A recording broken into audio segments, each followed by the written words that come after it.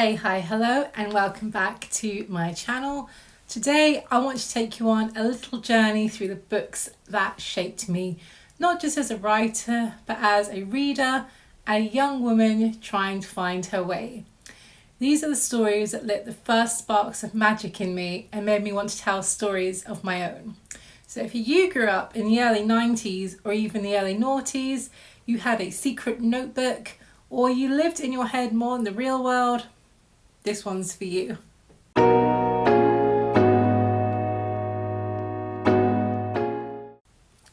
First up, The Faraway Tree by Enid Blyton. I think it all started with The Faraway Tree by Enid Blyton. I must have been very young when I first read it, the early years of primary school for sure. And the moment that I met Moonface, Silky, Saucepan Man, yes, those were the names, I was hooked. There was just something so charming about the idea of a magical tree where the top led to another world. It wasn't scary or dark, it was just whimsical and kind. And that set the tone for the kind of fantasy I've always been drawn to. Not epic battles, but quiet magic, gentle wonder. Even now, in my own writing, I think I'm always chasing that feeling of hidden worlds that are just a little bit off-centre from our own. And yes, I absolutely believed that if I just kept looking, I too would find the Faraway Tree. And fun fact, the Faraway Tree is currently being developed into either a TV series or film, I can't quite remember, but exciting for sure.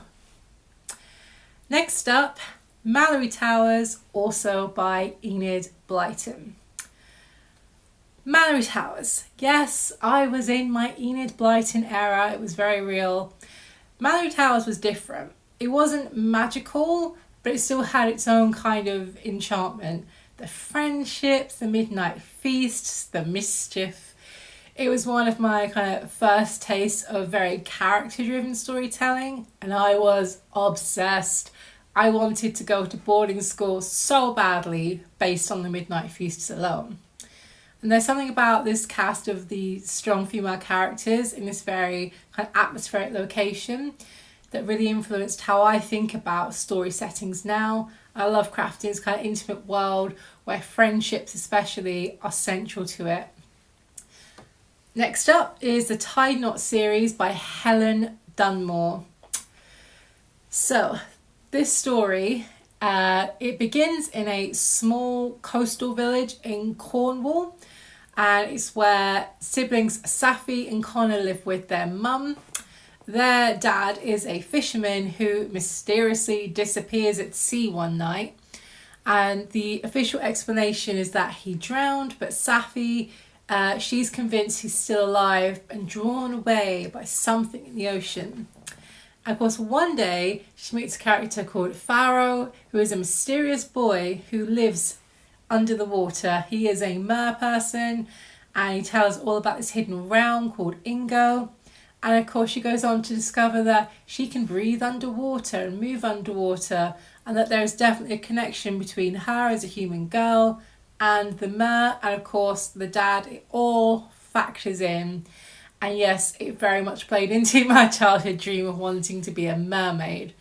But these books were very lyrical, almost haunting, and they introduced me to the idea that fantasy can also be melancholic, possibly even poetic, and that the magic was actually a part of the landscape. And this is where I was starting to see my writing more of an art. It wasn't just plot and pace, but emotion and atmosphere. And even when I write now, I still kind of leave room for that stillness and these kind of moments that linger on. Next up, the Wicca series, also known as the Sweep series by Cate Tierna. So we are fasting forward now to my teenage years. The Wicca series was my first real introduction to modern witchy fiction. These books were everything to me when I was a teenager, and they follow 16-year-old Morgan, who of course discovers she's a witch, and along with her friends who are Wiccan but not like real magical witches, they start their own coven, and well, a lot happens. But unlike a lot of the paranormal YA around at that time, it felt very grounded and real because of the kind of Wicca influence to it. And it was more about identity and belonging and kind of finding your place when you feel like an outsider. You know, a character, Morgan, she starts out as very ordinary and then she kind of discovers this, you know, connection to magic, but it's very slow and gradual. It's not big and flashy. And that really stuck with me. It made me kind of fall in love with the idea of a slow burn magic, where the world isn't just handed to you, but it's revealed in kind of layers, and, you know, it's more slow and gentle, and that's definitely something I've carried into my own writing. The Secret Circle by L.J. Smith. So, speaking of witchy reads, around that time I discovered L.J. Smith. Not the Vampire Diaries, that is mostly what she's known for. I was way more into the Secret Circle trilogy. So what I loved most about it was this kind of blend of real teenage emotion with this kind of undercurrent of something ancient and powerful, the romance, the danger, the secret teenage coven. I mean, teenage me was all over that. Absolutely wanted to be a part. And Cassie, the kind of main character, felt like someone I could have been friends with. There was always this sense of just something beyond the veil, something magical but also threatening. And that kind of duality shaped how I approach magic in my own writing.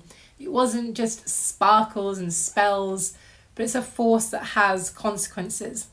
And yes, I did watch the TV show and I enjoyed it. I know a lot of people didn't because they changed the storyline from the books a fair bit. But I still felt that it captured the vibe of the series and that the original plotline would have felt a bit dated for the audience given when it came out, because these books were written in the early 90s. And keeping on with L.J. Smith, the Nightworld series. Oh my goodness, I loved this series so much. Vampires, witches, werewolves, soulmates, it had everything. But what really stuck with me the most about this series was the idea of interconnected stories.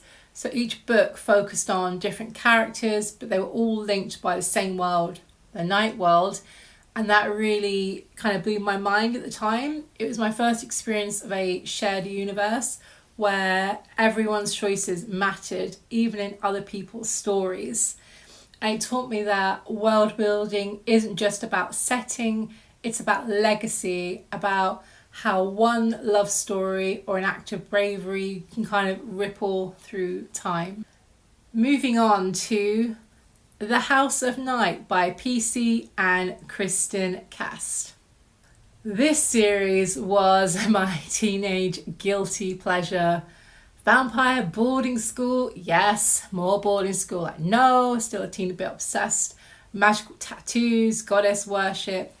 It was like someone made a book series just for teenage me.